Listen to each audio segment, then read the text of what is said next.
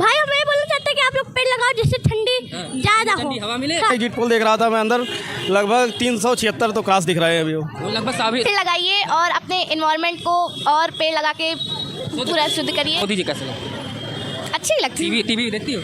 TV में देखती होगी उनको, हाँ तो कैसे लगते हैं? उनका काम काज कैसा लगता है? अच्छा लगता है वो। बात होती है कि मोदी हाँ, जी कैसे वो हैं? हम मोदी जी पर भरोसा करते हैं। हमारे रुपया सालाना देती हूँ भाई, नहीं कोई भी हो, लेकिन हमें मोदी ही ज़्यादा पसंद। कुछ भी दे दें लेकिन आप मोदी जी को पसंद करते हैं। जी आए पर पसंद नहीं करें, लेकिन मोदी। मैं नहीं चाहती मोदी जी आए, लेकिन मैं ये नहीं चाहती राहुल जी भी आए। 2 का ग्रोथ रेट आया जीडीपी का, वो हमारा 10.2 तक पहुंच सकता है, क्योंकि यहाँ पे जब तक लोग सोचेंगे हमारे को जॉब मिल जाए। तो राष्ट्रपति जो पूर्व राष्ट्रपति रामनाथ कोविंद जी रहे हैं, उनकी अध्यक्षता में देखिए एक कमेटी भी बनाई 1 नेशन 1 इलेक्शन का, वो मेरे को नीति अच्छी लगती है, क्योंकि ये बात क्या हाल चाल? बढ़िया। ठीक है, बढ़िया है एकदम। आपको क्या लग रहा है, मोदी जी तिवारा आ रहे हैं? तीसवारा आ रहे हैं, 400 पार का जो नारा वो सही होता दिख रहा है। अभी मैंने एग्जिट पोल देख रहा था मैं अंदर, लगभग 376 तो क्रॉस दिख रहे हैं अभी वो लगभग सारे जो एग्जिट पोल के टीवी चैनल वाले 400 कुछ सीटों का आंकड़ा आया था अभी, जिससे मैंने देखा 376 पे पहुंच रहे हैं वो। हाँ पहुंच जाएंगे वहाँ। पहुंच जाए, 400 क्रॉस हो जाएगा। विपक्ष की बातों पे आप लोगों ने भरोसा क्यों नहीं किया कि विपक्ष को बिल्कुल नहीं मिले? विपक्ष सामने होकर अपनी जो चीज़ें हैं वो सामने पब्लिक डॉक्यूमेंट में दे नहीं पा रहा है ना। आप पब्लिक में देखिए, लोगों के ऊपर जो विश्वास है लोगों का, वो चीज़ें वो जमा नहीं पा रही। विपक्ष अपनी बातें जो है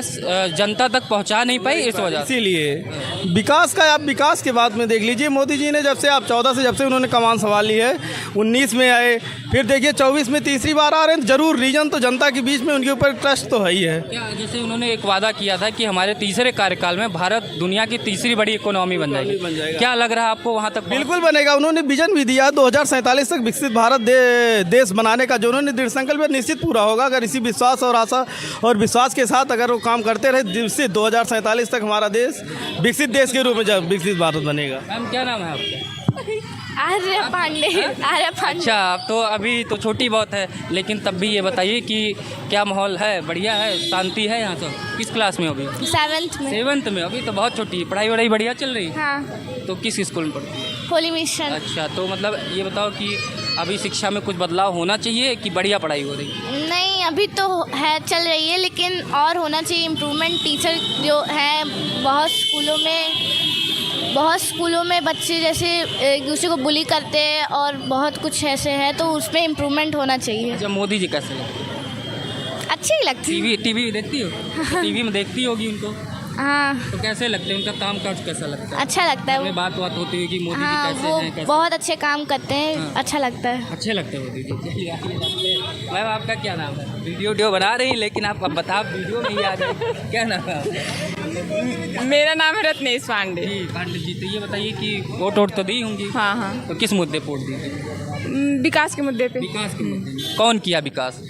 हमें तो मोदी ही लगते हैं। मोदी जी। मोदी जी। राहुल गांधी, अखिलेश यादव इतनी रैलियाँ किए, प्रियंका गांधी भी आ गई, आप उन पे भरोसा क्यों नहीं की? नहीं, हम भरोसा नहीं कर सकते। हम मोदी जी पर भरोसा करते हैं। हमारे रुपया सालाना देती हूँ भाई, नहीं कोई भी हो, लेकिन हमें मोदी ही ज़्यादा कुछ भी दे दें लेकिन आप मोदी जी को पसंद करते हैं। 1 लाख रुपया नहीं चाहिए था आपको? नहीं, दिखता भी है, जो मतलब हमें समाज में दिख भी रहा है कि हाँ मोदी कितना अच्छे काम कर रहे हैं, विकास कर रहे हैं, महिलाओं को जागरूक कर रहे हैं। आज देखिए महिलाएं, मतलब कि ये वीडियो, मतलब आप देखिए कि एक वीडियो ऐसा नहीं खाएं सिर्फ जेंट्स का ही बोलबाला है। हम महिलाएं कुछ भी पहन रहे हैं, हम महिलाएं कहीं जा रहे हैं, आ रहे हैं, सुरक्षित हैं, कहीं भी आ जा सकती हैं, अकेले आ जा सकती हैं, कोई हाँ, कॉन्फिडेंस इतना है हम लोगों का, हम लोग जागरूक हैं, कहीं भी आ जा रहे हैं। पढ़ाई लिखाई के मामले में देखिए कितना, मतलब हम लोगों को महिलाओं को जागरूक किया जा रहा है। शिक्षा दर उनकी बढ़ी। जी सर। इसी बात के लेके आप मोदी जी को पसंद करते हैं? हाँ जी सर। आपका क्या नाम है मैम? निधि त्रिपाठी। आपने वोट दिया है कि नहीं अभी? दिया है। दिया है। दिल्ली हाई कोर्ट में। तो चलिए, आप तो वकील साहब भी है, एक तरीके से देखें एडवोकेट भी हैं, तो वकीलों में क्या रहा है कि नाराज़गी वगैरह तो नहीं थी क्या? सबके अपने अपने व्यूज़ हैं, किसी को पसंद है, किसी को नहीं पसंद है। तो मेरा खुद का अपना व्यूज़ है, तो अब किसी को मैं जज नहीं कर सकती कि वो मोदी जी को पसंद कर रहे हैं या फिर नहीं पसंद कर रहे हैं। सबके अपनी रीज़न्स हैं कि उन्हें पसंद करना चाहिए या नहीं पसंद करना चाहिए। आपका क्या व्यूज़? मैं तो नहीं फ़ैन हूँ मोदी जी की। नहीं है? नहीं। किस कारण से?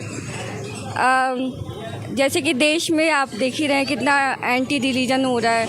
अब मैं किसी पर्टिकुलर रिलीजन का नाम नहीं लेना चाहती, लेकिन मैं ये एक्सपेक्ट नहीं करती कि मतलब देश इन सब धार्मिक ध्रुवीकरण हो रहा है आपके कहने का मतलब? हाँ। अच्छा, जैसे कॉलेजियम सिस्टम की बड़ी बात होती है, तो क्या उसके हस्तक्षेप को लेके आप लोग नाराज हैं क्या?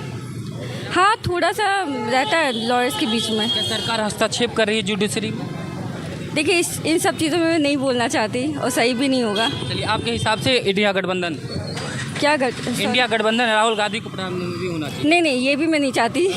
मोदी जी आए बट पसंद नहीं कर रहे, लेकिन मोदी मैं नहीं चाहती मोदी जी आए, लेकिन मैं ये नहीं चाहती राहुल जी भी आए। मैं चाहती हूँ कि कुछ डिफरेंट आए, जो अलग पर्सपेक्टिव हो जिनका, तो चेंज आना चाहिए थोड़ा सा। चेंज होना चाहिए। हाँ, थोड़ा चेंज होना चाहिए। बढ़िया है। आइए और लोगों से बात करते हैं। सर, क्या नाम है आपका? मेरा नाम ध्रुव है। तो आपके हिसाब से क्या लग रहा है, जिस तरीके से 350 पार दिखाए जा रहे हैं हर एग्जिट पोल में, तो लग रहा है आपको पहुंचेगी सरकार वहाँ? बेसिकली मोदी जी को ही आना चाहिए था। रीज़न है कि इंडिया, एक्चुअली मोदी जी ने प्लान बना रखा है कि नेक्स्ट 2030 तक इंडिया को वर्ल्ड की 3rd लार्जेस्ट इकनॉमी बनाना है। उसके बाद हम लोग 2nd लार्जेस्ट इकनॉमी पे जाएंगे। इंडिया का जैसे जीडीपी ग्रोथ का जो डाटा आया है, 8.2 का जो डाटा आया है, उससे ये लग रहा है कि जो मोदी जी ने इकोनॉमिक जो पॉलिसीज़ रखी, उससे देश को फ़ायदा हुआ और देश का ग्रोथ बढ़ रहा है। बस थोड़ा सा जो हमको एक यहाँ पे माइंडसेट है कि हमको नौकरी ही चाहिए, वो सरकारी नौकरी चाहिए, उससे देश को निकलना पड़ेगा। क्योंकि जो मोदी जी का एक प्लान है स्टार्टअप इंडिया का, वो प्लान ये है कि सब लोग अपना जॉब जनरेट करें, मतलब जॉब देने वाले बने, जॉब लेने वाले नहीं। हाँ, तो जब इस माइंडसेट से हम लोग बाहर निकलेंगे, तो जो भी हमारा 8.2 का ग्रोथ रेट आया जीडीपी का, वो हमारा 10.2 तक पहुंच सकता है। क्योंकि यहाँ पे जब तक लोग सोचेंगे हम, मेरे को जॉब मिल जाए, तब हम आगे बढ़ेंगे। जब लोग सोचेंगे कि मैं खुद सेल्फ इनिशिएटिव लूँगा, तो जो यहाँ पे परसेंटेज ऑफ पॉपुलेशन जो एम्प्लॉयड है, वो ग्रोथ होगा, और जितना ज़्यादा ग्रो होगा उतना ज़्यादा देश का इकनॉमी में इम्प्रूवमेंट आएगा। तो वो बेसिकली मोदी जी का एक विज़न है। तो उसी विज़न को वो आगे बढ़ाएंगे अपने 3rd टर्म में, और आप देखेंगे कि नेक्स्ट 10 ईयर में इंडिया का जो ग्रोथ है, 2047 तक का सपना उनका विकसित भारत बनाने का, वो प्लान शुरुआत से करना चालू कीजिए। उनका विजन क्लियर था, इसलिए मोदी जी आना चाहिए। जैसे स्किल इंडिया को उन्होंने शुरुआत किया, वही प्लान था कि सब लोग जुड़ें, सब लोग स्किल्ड हों, जिसके कारण सब लोग एक अच्छे वर्कफोर्स बने, ना कि अनस्किल्ड वर्कफोर्स। भारत स्किल बने। Exactly. लोग जो है जैसे बाहर से हम लोग आयात करते हैं कोई चीज़ें, हाँ। तो वो चीज़ें हम अपने यहाँ ही डेवलप। जैसे उन्होंने मेक इंडिया का प्लान क्यों रखा? क्योंकि वो चाइना में पहले जाते थे अपने टाइम पे, तो वहाँ से वो इंस्पायर हुए कि China is a world's factory. तो जब वहाँ पे उन्होंने देखा अच्छा ये सारी चीज़ें हैं जिससे वहाँ का ग्रोथ हो रहा है, और इंडिया वहीं लैग कर रहा था। कांग्रेस के टाइम में इंडिया हमेशा ये था सोशलिस्ट काइंड ऑफ इकोनॉमी थी, जिसमें ये था कि हमको जॉब चाहिए सरकारी, ना कि हम जॉब बनाएं, जिसके कारण इंडिया जो 1970 तक इंडिया और चाइना का जो जीडीपी ग्रोथ था एग्जैक्टली सेम था, लेकिन विद इन 30 ईयर्स चाइना 10% के प्लस रेट से ग्रो किया, और उस ग्रोथ के कारण इंडिया जो है पीछे रह गया, क्योंकि इंडिया 4, 5, 8, 10 ऐसे चला। इस तरीके से स्किल पे इंडिया ने ध्यान नहीं दिया, स्टार्टअप पे, इसलिए इंडिया उनसे पीछे रह गया। तो ये बताइए कि जैसे कि आप सरकारी नौकरी की बात कर रहे थे, तो जो इंडिया गठबंधन है, यानी कि कांग्रेस की बात कर रहा हूँ मैं, कांग्रेस ने 30 लाख सरकारी नौकरियों का वादा किया है। क्या लगता है कि सरकारी नौकरियाँ नहीं देनी चाहिए क्या? उन्होंने गलत वादा किया ना। आप क्यों लोगों को उसी डिपेंडेंट में फिर अपने पॉलिसी में ले जाना चाहते हैं कि फिर आप नौकरी के ही जुड़े रहो, आप कुछ कर ही ना पाओ? क्या हम ऐसे देश की कल्पना करें जहाँ पे केवल हमको नौकरी के लिए ही हम आगे बढ़ें? क्या हम ऐसे देश की कल्पना नहीं कर सकते जहाँ पे हर इंसान का एक अंदर स्किल वो दूसरों को दे सके, ना कि लेने के? तो जब ग्रोथ रेट खुद के एम्प्लॉयमेंट के कारण जनरेट होगा, तभी वो असली ग्रोथ होगा। अनलेस ग्रोथ वो नहीं हो सकता है जो हमें चाहिए। हाँ भैया बताइए, बड़ा चश्मा वश्मा लगाए थे, निकाल दिए, बढ़िया हीरो लग रहे थे, लगाइए चश्मा वश्मा। एक वादा किया था कि 1 लाख रुपया महिलाओं को देंगे, और जो है बेरोज़गारी महंगाई की बड़ी चर्चाएं हुई, संविधान की बात हुई, आरक्षण की बात हुई, और यहाँ तक कि मुस्लिम आरक्षण की भी बात हुई। बहुत सारे मुद्दों पे जनता को छूने के लिए उन्होंने प्रयास किया। लेकिन क्या कारण रह गया, कहाँ पीछे रह गए कि सारे एग्जिट पोल में एनडीए को 350 पार दिखाया? भैया आप 70 साल उनकी सरकार थी, आप बताइए तब महिलाओं के लिए कहाँ थी 1 लाख? तब महिलाओं की सुरक्षा कहाँ थी? विजन आप देखिए 2014 के बाद आज हमारी महिलाएं, बहन बेटियां देखिए सब आप देखिए रात के लगभग 10 का टाइम है, सब लोग देखिए पूरी मार्केट में भीड़ है, सब सुरक्षित अपने आप को महसूस भी कर रही हैं। आप बात कर रहे होंगे फिर भी इनको देखिए ट्रस्ट, आप खुल के एकदम बात कर रही हैं। बच्ची है, इतनी छोटी बच्ची अपनी बात वो भी खुल के रख रही है, तो जरूर ट्रस्ट जरूर है इसको, यहाँ की सुरक्षा व्यवस्था पे जो ये सुरक्षा की भावना है उस पर ज़्यादा बिल्कुल बिल्कुल भरोसा है। अगर सुरक्षा है तो देश डेवलप। बिल्कुल सुरक्षित है। अगर माना जाए कि मोदी कैबिनेट में, मोदी जी के कैबिनेट के 10 सालों की बात की जाए, आपको सबसे अच्छा मिनिस्टर कौन लगा, सबसे अच्छा कार्यकाल किसका रहा? नहीं, कार्यकाल आप हमारे होम मिनिस्टर को ही देख लीजिए, जैसे गृह मंत्री अमित शाह जी को ही देख लीजिए, अपने चाणक्य कहे जाते हैं, नीतियों को लेके चाणक्य बड़ी बड़ी आप देख लीजिए 370 जैसी, किसी ने सोचा नहीं था कि क्या वो भी देश अपने देश का ही हिस्सा अलग संविधान अलग विधान के तहत काम कर रहा था, उसको भी अपने मिल जाएगा। बड़ी बड़ी जैसे राम जन्मभूमि का मुद्दा विशेष मुद्दा रहा है, चुनाव में भी बहुत हाईलाइटेड रहा। 500 वर्षों का जो सपना था हमारे हिंदू सनातन धर्म को, उसको उन्होंने देखिए बेली एकदम इजी मोड में जो है न्यायालय के द्वारा उसका भी देखिए निदान निकला। तो जो संविधान के दायरे में रह के सारा समीकरण, जो ये लोग कहते हैं संविधान का बाबा साहब अम्बेडकर ने बना दिया, वो संविधान कभी नहीं हटने वाला है। जिसको जो आरक्षण मिला वो मिला है, मिला रहेगा, आगे भी मिलता रहेगा। उस पर किसी कौन छेड़ पाएगा, बता दी संविधान कोई चेंज कर पाएगा?